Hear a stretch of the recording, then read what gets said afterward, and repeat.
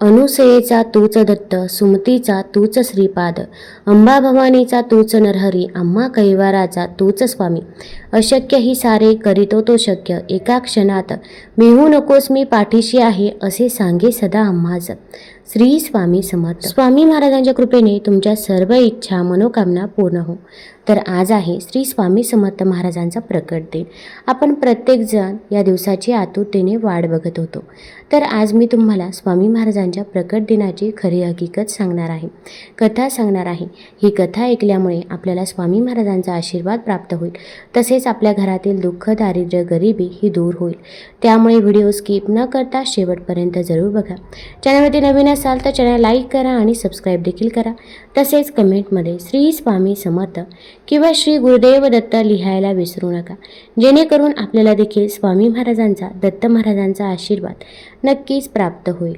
ज्यावेळी धर्माचा ऱ्हास होऊ लागतो, अधर्माची शीख चढते, साधू सज्जनांचा छळ होतो, त्यावेळी सज्जनांचे संरक्षण व दुष्टांचे निर्दालन करण्यासाठी, जगाच्या उद्धारासाठी, धर्माला स्थैर्य प्राप्त करून देण्यासाठी प्रत्यक्ष भगवान भूतलावर अवतरतात. संभवा मी युगे युगे असे अभय देणारी अवतारी पुरुषांची श्रेष्ठ परंपरा भगवान श्रीकृष्णापासून आजपर्यंत अखंड चालत आलेली आहे. अवतारी पुरुषांना धर्म, जाती, जन्म आणि मृत्यू यांचे बंधन कधीच नसते. श्री स्वामी समर्थ महाराज महाराष्ट्रात प्रथम मंगळवेढे या गावी शके 1760च्या सुमारास प्रकट झाले. त्या भागात त्यांचे वास्तव्य जवळजवळ 12 वर्षे होते. ते सदैव रानावनात वास्तव्य करून असत. गावात क्वचित येत. कोणी काही दिले, इच्छा झाली तरच भक्षण करत. स्वामी समर्थ महाराज मंगळवेढ्याहून मोहोळ या गावी आले. मोहोळ येथील 5-6 वर्षांच्या वास्तव्यानंतर शके 1779 मध्ये ते अक्कलकोटला आले. त्या ठिकाणी त्यांचे वास्तव्य शके 1800 पर्यंत होते. महाराष्ट्रात स्वामी समर्थ महाराज कोठून आले याबद्दल निश्चितपणे जरी काही सांगता आले नाही, तरी श्री महाराजांनी सांगितल्याप्रमाणे एक सूत्र ध्यानी येत, आणि ते म्हणजे श्री दत्तावतार श्री नरसिंह सरस्वती महाराज गाणगापूरहून निघून कर्दळी वनात गुप्त झाले आणि ते पुढे शके 1760च्या सुमारास महाराष्ट्रात प्रकट झाले. हिमालयामध्ये गंगा नदीच्या उत्तरेस असलेल्या अरण्यात एका वृक्षाखाली श्री नरसिंह सरस्वती ध्यानस्थ बसले असता इतका काळ लोटला की त्यांच्या शरीराभोवती वारूळ तयार झाले होते. वृक्ष तोडताना एका लाकूड तोड्याचा घाव त्या वारुळावर चुकून बसला. श्री महाराज समाधी सोडून वारुळातून बाहेर आले. त्या कुऱ्हाडीने झालेल्या जखमांचे व्रण त्यांच्या मांडीवर दिसत श्री स्वामी महाराज प्रथम श्री क्षेत्र काशी येथे प्रकट झाले. एका पारशी गृहस्थाने श्री महाराज यांस एकदा विचारले, महाराज आपण कोठून आला?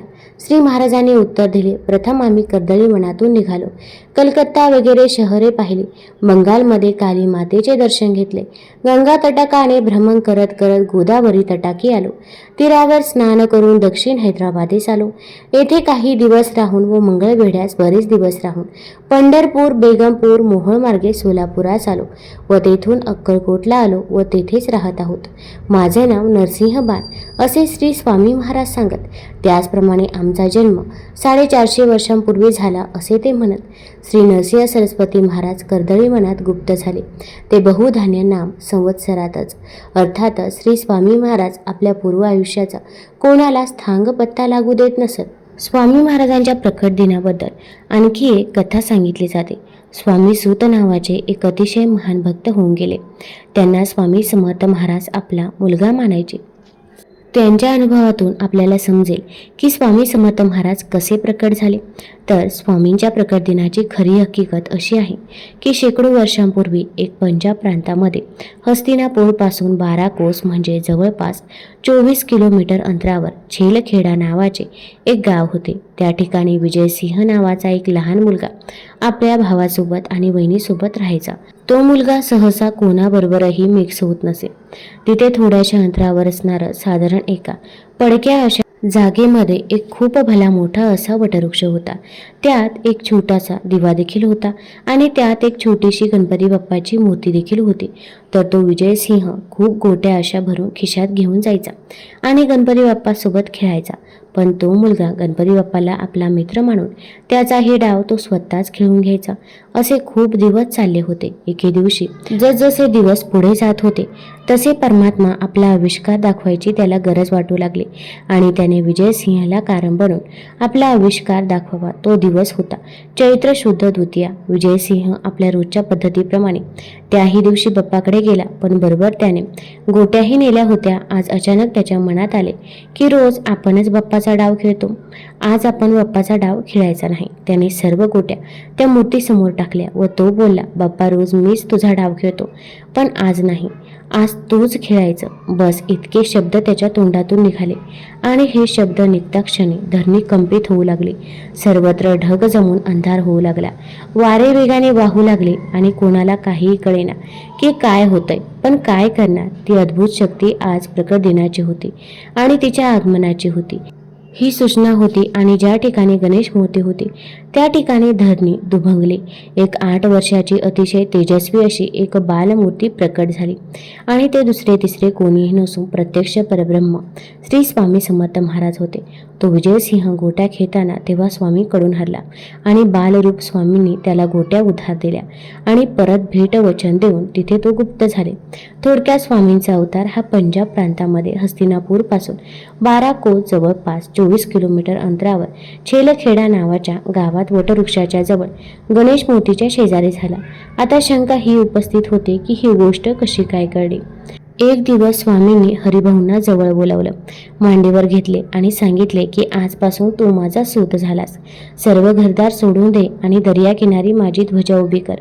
हे ऐकून हरिभाऊंना खूप रडू कोसळलं, कारण तिथे ते एक इच्छा पूर्तीसाठी आले होते आणि महाराज तर सर्व घरदार सोडून द्यायला सांगत होते. हे पाहून त्यांना थोडं रडू आलं. तेव्हा स्वामी त्याला म्हणाले, रडतोस काय, माझे पोट बघ किती मोठं झालं आहे, त्यावर हात फिरवून बघ. आणि जेव्हा हरिभाऊंनी त्या पोटावरती हात फिरवला तेव्हा त्यांना अक्षरशः ध्यान लागले आणि त्यांना आपले सर्व जन्म आठवू लागले आणि त्यातील त्यांना एक आपला जन्म आठवला, विजयसिंह. म्हणजे दुसरे तिसरे कोणीही नाही तर तो स्वामी सुतांचा पूर्वावतार होता. आणि त्यानंतर सर्व गोष्टींचा उलगडा झाला. भिवू नकोस, मी तुझ्या पाठीशी आहे, असे आश्वासन देणारे श्री स्वामी समर्थ महाराज हे अनेक श्रद्धाळूंचे श्रद्धास्थान आहे. आज त्यांचा प्रकट दिन आहे. श्रीपाद श्री वल्लभ व श्री नरसिंह सरस्वती यांच्यानंतरचे भगवान श्री दत्तात्रेयांचे ते तिसरे पूर्णावतारात आहे अशी मान्यता आहे. अक्कलकोट येथे खूप काळ वास्तव्य केलेले गंगापूरचे श्री नरसिंह सरस्वती हेच नंतर श्री स्वामी समर्थांच्या रूपाने प्रकट झाले असे म्हणतात. मी नरसिंह भान असून श्री शैलमजवळील कर्दळी वनातून आलो आहे, हे स्वामींचे उद्गार ते नरसिंह सरस्वतींचा अवतार असल्याचे सुचवतात. इसवी सन 1856 मध्ये स्वामी महाराजांचे अक्कलकोटमध्ये आगमन झाले व तिथल्या 22 वर्षांच्या वास्तव्यात अक्कलकोट हे तीर्थक्षेत्र झाले. येथे त्यांनी जगातील अनेक मान्यवरांना मार्गदर्शन केले. एका विलासी चिनी दाम्पत्याचे गर्भहरण केले. हरिणाची निष्कारण शिकार करणाऱ्या शिकाऱ्यांना धडा शिकवला. त्यानंतर श्री स्वामी समर्थ महाराज जगन्नाथपुरीस आले. तेथे बडोद्याचे आळवणी बुवा नावाचे सत्पुरुष दर्शनासाठी म्हणून आपल्या 3 शिष्यांसह आले होते. ते सर्वच जण आजारी पडून विकलांग झाले होते. कोणाला मदत मागावी एवढीही शक्ती त्यांच्यात उरली नव्हती. त्यांची अवस्था अगदी मरणप्राय झाली होती. तितक्यात स्वामींची स्वारी तिथे आली. त्यांनी आपल्या कृपा कटाक्षाने त्यांचा आजार पळवला व नंतर त्यांना पोटभर जेवण देखील दिलं. स्वामींमुळे पुनश्च जीवन प्राप्त झालेल्या आळवणी बुवांनी त्यांना आपण कोण आहात व कुठून आलात असा प्रश्न विचारला असता स्वामी महाराज म्हणाले, माझा संचार सर्व विश्वात आहे, पण सह्याद्री पर्वत, गिरनार पर्वत, काशी क्षेत्र, मातापूर, करवीर, पंचाळेश्वर, कुरवपूर, औदुंबर, कनशनगर, नरसिंहवाडी, गणगापूर ही आमची विशेष प्रीतीची स्थाने आहेत. हे ऐकून लोकांना अचंबा वाटला. आळवणी बुवांनी तर महाराजांनी दिलेल्या उत्तरावरून ते खुद्द नरसिंह सरस्वती आहेत असा निष्कर्ष काढला. स्वामी समर्थ महाराज तेथे याच नावाने प्रसिद्ध झाले. आळवणी बुवांनी घडलेला सारा वृत्तांत बडोद्याला जाऊन लोकांना सांगितला. पुढे आळवणी बुवांना स्वामी समर्थ महाराज भक्त म्हणून ख्याती मिळाली. नारायण सरोवरात स्नान करण्याचा महिमा मोठा होता. तिथे स्नान करण्यास भाविकांची नेहमी गर्दी होत असे. तिथले महंत भरपूर पैसे घेतल्याशिवाय कोणालाही स्नान करू देत नसत. त्यांनी पैसे वसूल करण्यासाठी 4 गुंडही पोसून ठेवले होते. स्वामी समर्थ महाराज तिथे स्नानाला आले तेव्हा त्या गुंडांनी त्यांना अडवले व पैसे मागितले. स्वामी समर्थांजवळ कोठून पैसे असणार? ते काही न बोलता स्नानासाठी तलावाकडे निघाले. ते पाहून गुंडांचे पित्तच खवळले. ते त्यांना मारायला धावले. तेवढ्यात स्वामींनी त्यांच्यावरून उडी मारत तलावातील पाण्यावर आपली बैठक मांडली. ती किमया पाहून गुंड व त्यांना पोसणारा महंत तळावर आला. ते स्वामी समर्थांना शरण गेले. अशा प्रकारे स्वामींनी लोकांना भक्ती मार्गास लावले. तीर्थक्षेत्राच्या ठिकाणी राहून अधर्म करणाऱ्या मुजोरांना वठणीवर आणले. धर्माचे सत्य स्वरूप लोकांना समजावून सांगितले. श्री स्वामी समर्थ महाराजांनी रविवारी दिनांक 30 एप्रिल रोजी अक्कलकोट येथे वटवृक्ष समाधी मठस्थानी मध्यान्हकाली आपल्या अवतार कार्याची समाप्ती केली. नंतर श्री स्वामी समर्थ महाराज यांचे परमशिष्य चोळप्पा यांच्या निवासस्थानाजवळ स्वामींना समाधिस्थ करण्यात आले. असे म्हणतात की स्वामी महाराज पुन्हा कर्दळी वनात लुप्त झाले तरी देखील आजही ते समस्त भक्तांच्या पाठीशी सदैव उभे आहेत. म्हणूनच तर स्वामींबद्दल म्हणतात, सबसे बडा गुरु, गुरु से बडा गुरु का ध्यास और उससे भी बडे श्री स्वामी समर्थ महाराज. भजन कीर्तनाची व तांबड्या फुलांची स्वामी महाराजांना अतिशय आवड असे. पुरणपोळी, बेसनाचे लाडू, भजी, कडबोळी वगैरे पदार्थ त्यांना अत्यंत आवडत. कुत्री व गायीवर त्यांचे फार प्रेम असे. वृक्षाचे एक पानही तोडलेले त्यांना आवडत नसे. श्री महाराज येणाऱ्या भक्तांचे काम मनात असल्यास झटदिशी करत, नाहीतर कसोटीचे प्रसंग निर्माण करूनही विलंब लावत. श्री महाराजांचे बोलणे ठाशीव व करारी असे. परमेश्वरांचे सामर्थ्य त्यांच्या वाणीत असे. त्यांना निद्रा अशी नव्हतीच. काही गुरांच्या चाऱ्या पाण्यावर त्यांचे बारकाईने लक्ष असे. त्यांना पावसात हिंडण्याची, निसर्गाशी एकरूप होण्याची स्वाभाविक आवड असे. श्री स्वामी समर्थांच्या महातेजस्वी मूर्तीकडे पाहिल्यावर चित्तात अत्यंत आदर आणि दरारा उत्पन्न होत असे. श्री सोमनाथपासून जगन्नाथपर्यंत, तसेच श्री काशी विश्वेश्वरापासून श्री रामेश्वरापर्यंत अगणित स्त्री पुरुषांना व अबालवृद्धांना यांना त्या निमित्ताने श्री स्वामी समर्थांनी आपल्याकडे आकर्षित करून घेतले. त्यांच्यावर निरापवाद कृपेचा अमृत वर्षाव केला. सर्व जीवमात्राविषयी त्यांच्या कुसुम कोमल अंतःकरणात अमर्याद प्रेम बसत असे. त्यामुळे अंतरी कोणताही हेतू ठेवून कोणी श्री स्वामींच्या दर्शनास गेल्यास ते अंतर्बाह्य बदलून जात असे. जनमानसातील अज्ञान दूर करण्याचे कार्य श्री स्वामी समर्थ महाराजांनी केले आहे. एकदा युरोपियन छायाचित्रकाराने श्री स्वामी समर्थांचे छायाचित्र घेतले.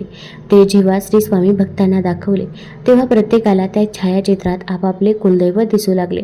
चराचर व्यापी परमेश्वराचे विश्वरूप ते हेच नव्हे काय? परमेश्वर अवडंबराचा, डामडौलाचा आणि हृदयस्तुतीचा भुकेलेला नसतो, तर त्याच्या खऱ्या भक्तीची भूक आणि अंतःकरणातून निर्माण झालेल्या प्रेमाची तहान लागलेलीच असते. एके दिवशी श्री महाराजांनी एकाएकी अंगावरील कपडे काढून टाकले, डोक्यावरची टोपी फेकून दिली व पितांबर सोडून अंगाला गुंडाळले. त्यांच्या नेत्रातून खळखळा अश्रू वाहू लागले. दिवसभर ते उदास होते. तोंडाने ते सारखे म्हणत होते, पंढरीच्या लोका किती मारू हाका, तिथे माझा सखा पांडुरंग. हा त्यांच्या अंतरसाक्षित्वाचा प्रत्यय दुसऱ्या दिवशी आला. ज्या दिवशी श्री स्वामी समर्थ विमनस्क होते त्याच दिवशी कोणी यवनाने श्री पांडुरंगाच्या पायावर दगड मारला होता. श्री पांडुरंगास दुखापत होताच श्री स्वामी समर्थांच्या नेत्रातून चंद्रभागा वाहू लागली. श्री महाराजांनी त्यांचे सन्निध आलेल्यांना नवे चैतन्यमय जीवन प्राप्त करून दिले. मुंबईस हरिभाऊ उर्फ स्वामी सूत हे म्युन्सिपाल्टीत नोकरीस होते. एका व्यवहारात झालेल्या नफ्याबद्दल श्री स्वामी महाराजांचे दर्शनास गेले. त्यावेळी श्री स्वामींनी हरिभाऊवर कृपादृष्टी टाकली व त्यांना पादुका करून आपणास सांगितले. मुंबईस परत आल्यावर त्यांचे 2 स्नेही आपापले उद्योगात मग्न झाले.